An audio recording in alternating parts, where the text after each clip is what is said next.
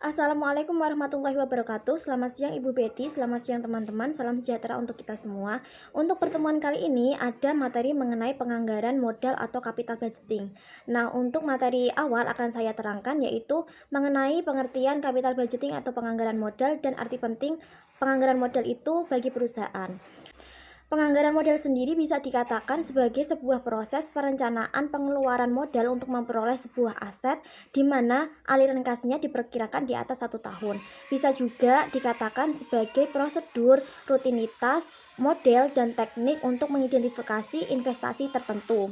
Kemudian bisa digunakan untuk mengembangkan ide-ide awal pada proposal investasi, untuk mengevaluasi dan untuk memilih proyek dan untuk mengontrol sebuah proyek itu agar dapat menilai akurasinya. Kemudian ada beberapa hal yang perlu diperhatikan dalam penganggaran modal atau capital budgeting ini, yaitu yang pertama, apakah proyek tersebut menguntungkan bagi perusahaan atau tidak, kemudian aset apa yang terlibat dalam proyek tersebut, dan berapa investasi yang dikeluarkan untuk memperoleh aset itu. Dalam proyek jangka panjang ini bisa berupa ekspansi usaha kecil yang sudah didirikan. Untuk keputusan penganggaran modal ini akan berpengaruh pada waktu yang cukup lama sehingga akan mempengaruhi kualitas perusahaan di masa yang akan mendatang, sehingga perlu direncanakan dengan hati-hati dan sangat teliti. Nah, untuk selanjutnya, seberapa penting sih penganggaran modal ini bagi perusahaan? Dapat dikatakan penganggaran modal ini sangat penting bagi perusahaan karena akan mempengaruhi perusahaan di masa yang akan mendatang. Karena di dalam penganggaran modal ini terdapat profitabilitas perusahaan jangka panjang, sehingga bisa dikatakan bahwa penganggaran modal ini hidup dan matinya perusahaan pada masa yang akan mendatang. Dalam penganggaran modal sendiri melibatkan manajemen keuangan dalam mengambil keputusan-keputusan penting sebelum pengeluaran penganggaran modal ini. Penganggaran modal memiliki arti penting bagi perusahaan karena pertama, dana yang dikeluarkan oleh perusahaan dalam pengeluaran atau penganggaran modal ini akan terikat dalam jangka waktu yang cukup lama. Kemudian yang kedua, investasi pada aktiva tetap akan menyangkut harapan terhadap penjualan di masa yang akan datang. Apabila investasi pada aktiva itu terlalu besar, maka akan menimbulkan beban besar pada perusahaan. Begitupun sebaliknya, apabila investasi itu terlalu kecil, maka perusahaan akan kekurangan peralatan sehingga perusahaan bekerja pada harga pokok yang tinggi. Kemudian yang ketiga, dana untuk pengeluaran tersebut biasanya memiliki jumlah yang cukup besar dan jumlah dana yang besar itu tidak bisa didapat dalam jangka waktu pendek, sehingga harus hati-hati dan teliti dalam membuat perencanaan penganggaran modal tersebut. Dan yang terakhir yaitu kesalahan dalam pengambilan keputusan pengeluaran modal tersebut akan berakibat sangat panjang, sehingga kesalahan pengambilan keputusan pengeluaran modal ini tidak akan bisa diperbaiki tanpa adanya kerugian. Dengan demikian dapat kita simpulkan bahwa pengeluaran penganggaran modal ini harus diperhatikan secara teliti dan matang karena jumlah dana yang dikeluarkan oleh perusahaan cukup besar dan menyangkut waktu yang cukup lama. Kesalahan dalam pengambilan keputusan pengeluaran modal ini akan berpengaruh terhadap perusahaan yang akan mengakibatkan kerugian yang sangat besar. Nah, yang selanjutnya adalah kaitan antara informasi keuangan dalam pengambilan keputusan untuk investasi. Nah, pertama-tama kita harus mengetahui apa sih itu informasi keuangan. Jadi informasi keuangan itu sama halnya dengan laporan keuangan, yaitu laporan perusahaan yang berisi tentang laporan laba rugi, laporan posisi kas, arus kas, dan lain sebagainya.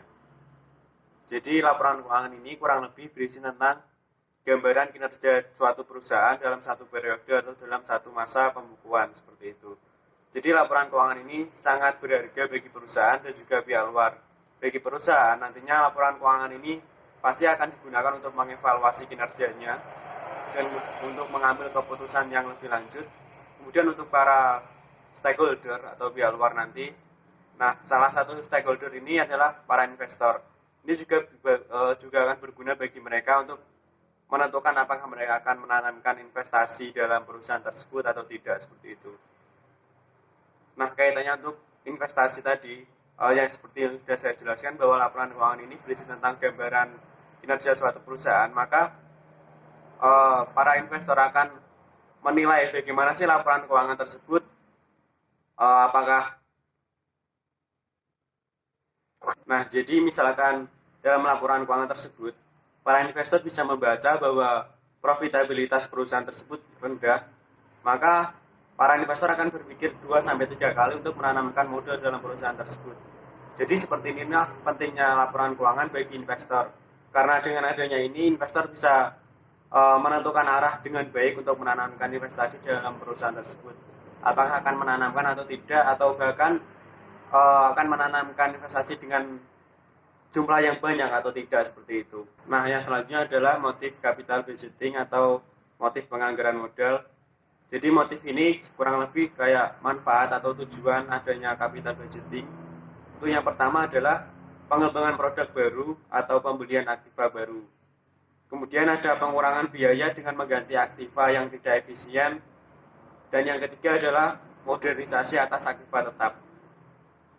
Kemudian yang selanjutnya adalah jenis-jenis keputusan penganggaran modal. Yang pertama adalah penambahan dan perluasan fasilitas. Kemudian ada pembuatan produk baru. Yang ketiga ada inovasi dan perluasan produk. Yang keempat adalah penggantian, seperti penggantian peralatan yang sudah lama atau yang sudah tidak layak pakai dengan yang lebih baru. Kemudian yang kelima adalah menyewa atau membuat peralatan baru, seperti itu. Kemudian yang keenam adalah penyesuaian fasilitas dan peralatan dengan peraturan pemerintah yang berlaku saat ini. Kemudian yang terakhir adalah keputusan-keputusan lain seperti adanya kampanye iklan, kemudian program pelatihan dan proyek-proyek yang memerlukan analisis arus kas, baik arus kas keluar ataupun arus kas masuk, seperti itu. Ya, namanya juga investasi, Pak.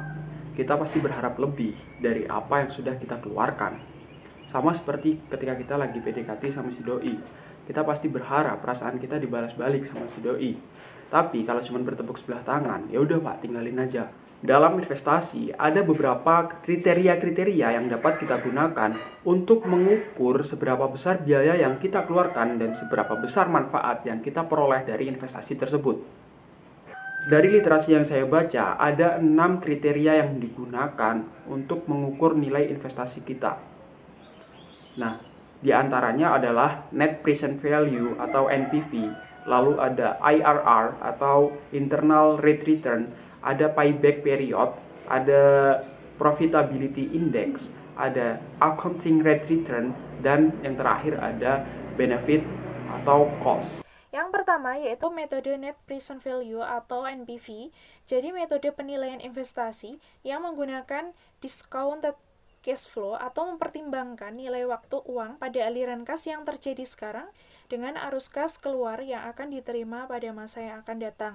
Nah, rumusnya NPV sama dengan PV atau present value atau nilai sekarang dikurangi dengan nilai investasi awal.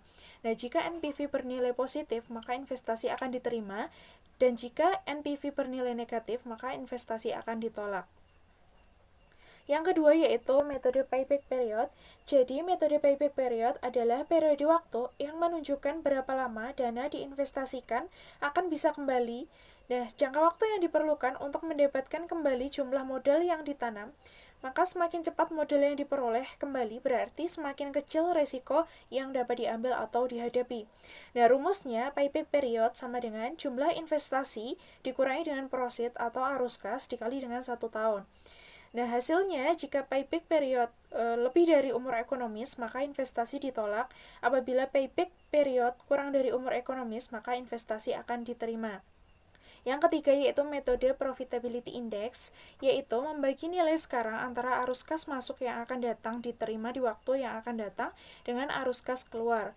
Nah, rumusnya Profitability Index sama dengan PV Proceed atau nilai dari kas masuk yang bersifat neto dibagi dengan PV Outlay atau investasi atau nilai kas yang bersifat keluar. Nah, jika PI lebih dari 1, maka investasi akan diterima, sedangkan jika PI kurang dari 1, maka investasi akan ditolak. Contohnya adalah di sini saya akan membahas soal mengenai payback period dan juga NPV. Misalnya, dengan arus kas sama setiap tahun. Nah, perusahaan baru saja melakukan investasi sebesar $200.000. Nah, perusahaan berharap menerima pendapatan sebesar $60.000 per tahun dari investasinya. Maka, hitunglah berapa payback periodnya. Jawabannya yaitu payback period sama dengan Jumlah investasi dibagi dengan proceed atau dengan arus kas dikali dengan 1 tahun. Nah, jumlah investasinya adalah $200.000 dibagi dengan proceed atau arus kasnya adalah $60.000 dikali dengan 1 tahun, maka jumlahnya adalah 3 tahun 4 bulan. Kemudian soal yang kedua yaitu contoh soal dari NPV. Misalnya perusahaan mempertimbangkan usulan proyek investasi sebesar 40 juta tanpa nilai sisa dan arus kas per tahun sebesar 12 juta selama 5 tahun. Tingkat pengembalian yang disyaratkan sebesar 15%. Maka penyelesaiannya adalah PV yaitu 40.224.000, kemudian investasi awal 40 juta. NPV sama dengan PV dikurangi investasi awal, maka jawabannya adalah 224.000. Nah, karena NPV bernilai positif, maka investasinya diterima. Selanjutnya kita akan membahas mengenai internal rate return. Internal rate return merupakan tingkat pengembalian investasi yang dihitung saat NPV sama dengan 0. Pada dasarnya IRR dicari dengan cara coba-coba dengan menghitung nilai present value dari proceed menggunakan tingkat suku bunga yang sudah dipilih dan membandingkannya dengan jumlah present value-nya. Perhitungan IRR sebenarnya sudah ada dalam rumus di dalam Excel. Jadi nanti saya akan tampilkan link di deskripsi untuk mempermudah teman-teman memahami bagaimana cara menghitung IRR. Yang kelima ada accounting rate return. Accounting rate return merupakan kriteria investasi yang digunakan dengan cara menghitung rata-rata laba bersih dibagi dengan nilai investasi, atau dapat dikatakan accounting rate return menggunakan dasar laba akuntansi. Jika nilai payback dari investasi kita lebih besar daripada modal, sederhananya, maka dapat dikatakan itu adalah investasi yang menguntungkan atau investasi yang baik.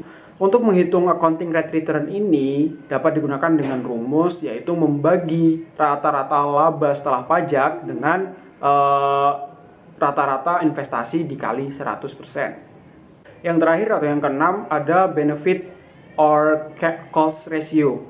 Benefit or cost ratio merupakan kriteria investasi yang digunakan dengan cara mengukur biaya yang dikeluarkan dengan hasil yang didapat. Jika BC ratio ini sama dengan 1, maka apa yang kita keluarkan akan sama dengan yang kita dapatkan. Nah, maka dari itu investasi dikatakan baik apabila nilai BC ratio-nya ini lebih dari 1. Untuk rumusnya dapat dilihat pada gambar di samping. Lalu selanjutnya adalah penyusunan anggaran pengeluaran modal. Penyusunan anggaran modal adalah proses mengalokasikan dana untuk proyek atau pembelian jangka panjang. Dalam membuat keputusan penyusunan anggaran modal, dilibatkan jumlah dana yang relatif besar. Maka, keputusan anggaran modal yang salah dapat mengakibatkan keberangkutan atau hal-hal yang mengancam lainnya. Jadi, perusahaan harus selalu serius dan hati-hati dalam penyusunan anggaran modal. Selanjutnya adalah proses penganggaran modal. Fase-fase dari proses penganggaran modal yang pertama adalah perencanaan strategis. Sebuah perencanaan strategis merupakan desain secara keseluruhan dari perusahaan dan menjelaskan tentang bisnis yang digeluti oleh perusahaan dan di mana perusahaan akan memposisikan dirinya di masa depan. Perencanaan strategis menerjemahkan tujuan perusahaan menjadi kebijakan dan perintah yang spesifik, prioritas perusahaan, struktur perusahaan, area yang strategis dan taktis dari pengembangan bisnis, dan membimbing proses perencanaan dalam meraih tujuan. Perencanaan strategis dari suatu perusahaan bisa berubah di masa depan jika feedback dari proses penganggaran modal perlu merubah perencanaan strategis. Lalu selanjutnya adanya identifikasi dari kesempatan-kesempatan investasi. Proses identifikasi ini penting dalam proses penganggaran modal karena proposal proyek harus sesuai dengan tujuan perusahaan, visi misi, dan rencana strategi jangka panjang. Beberapa proyek tidak selalu untuk tujuan keuntungan. Beberapa investasi dilakukan untuk tujuan menataati peraturan, misalnya untuk kesehatan dan keamanan kerja yang bertujuan untuk kelangsungan pekerjaan. Dan beberapa investasi bertujuan untuk perbaikan atau efisiensi, tetapi juga memberikan kesempatan berkembang, misalnya penyusutan biaya. Investasi yang menguntungkan tidak lahir begitu saja, harus ada yang mengusulkan. Karena ini, perusahaan harus mencari dan mengidentifikasi potensi dari kesempatan investasi dalam memberikan keuntungan bagi perusahaan. Dan melalui proses penganggaran modal, hanya akan dipilih kesempatan investasi yang terbaik. Maka, banyak perusahaan membuat divisi Research and Development yang secara kontinu mencari dan meneliti produk, jasa, dan proses baru yang bisa menjadi kesempatan investasi untuk memberikan keuntungan bagi perusahaan. Selanjutnya adanya penyeleksian awal dari proposal investasi. Pada umumnya di perusahaan akan mendapatkan banyak proposal investasi, tapi tidak akan bisa dilakukan semuanya. Maka dilakukan penyeleksian awal dari proposal investasi yang bertujuan untuk mengisolasi proposal yang dirasa kurang cocok dengan perusahaan. Di tahap ini akan dilakukan analisis kuantitatif dan judgement berdasarkan pengalaman dan perasaan intuisi. Selanjutnya ada analisis proyek secara kuantitatif. Proyek yang lolos pada atau proposal proyek yang lolos pada fase penyeleksian awal akan menjadi kandidat untuk dilakukan penelitian secara finansial sehingga bisa diketahui apakah proyek tersebut bisa memberikan value kepada perusahaan. Di fase ini dilakukan analisis proyek secara kuantitatif, ekonomi, dan keuangan. Analisis proyek memungkinkan manajemen untuk bisa memprediksi ekspektasi arus kas di masa depan dari suatu proyek, menganalisis resiko yang terkait dengan arus kas di masa depan, mengembangkan alternatif proyeksi arus kas, memeriksa sensitivitas arus kas terhadap perusahaan-perusahaan yang mungkin terjadi, melakukan simulasi arus kas, dan mengestimasikan nilai tunai neto dari proyek. Dari hasil analisis proyek akan sangat mempengaruhi keputusan investasi, di mana keputusan ini akan mempengaruhi sukses atau gagalnya perusahaan dan arah dari perusahaan di masa yang akan datang. Oleh sebab itu, analisis proyek sangat penting dalam perusahaan. Selanjutnya adanya analisis proyek secara kualitatif. Setelah melewati fase analisis proyek, akan dilakukan pengujian secara kualitatif untuk faktor-faktor yang mempengaruhi proyek. Misalnya, apakah proyek mempengaruhi jumlah karyawan, apakah proyek mempengaruhi lingkungan, pengaruh politik atau kebijakan pemerintah terhadap proyek, strategi yang akan digunakan jika bahan baku langka, apakah proyek mempengaruhi hubungan dengan perserikatan kerja, apakah proyek akan menemui kesulitan dalam menghadapi hak paten atau nama produk untuk proyek, dan pengaruh proyek terhadap image perusahaan. Manajemen akan memperhitungkan faktor-faktor tersebut melalui diskusi dan konsultasi dengan pihak-pihak yang terkait. Di fase ini diperlukan pengalaman manajemen dan judgment skill yang baik untuk menentukan kelanjutan dari proyek. Selanjutnya adanya keputusan untuk menerima atau menolak proyek. Hasil dari analisis proyek secara kuantitatif dan kualitatif tadi menjadi sumber informasi dalam pembuatan keputusan. Para analisis akan memberikan hasil analisis beserta dengan rekomendasi, kemudian manajemen dengan pengalaman yang dimiliki juga dengan gut feeling dan judgment akan melakukan pengambilan keputusan untuk menerima atau menolak proyek. Selanjutnya adanya implementasi proyek dan proses pengamatan. Setelah diterima, proyek akan diimplementasikan dan akan terus diamati untuk mengetahui potensi gangguan yang bisa terjadi dan perbedaan yang terjadi dari estimasi arus kas dengan arus kas yang terjadi supaya bisa dilakukan perbaikan. Yang terakhir adanya audit setelah implementasi. Fase ini melakukan evaluasi performasi dari proyek yang akan berkontribusi kepada kemajuan dari pembuatan keputusan di masa yang akan datang. Hasilnya bisa memberikan feedback yang baik dalam proses analisis proyek dan pembuatan strategi perusahaan.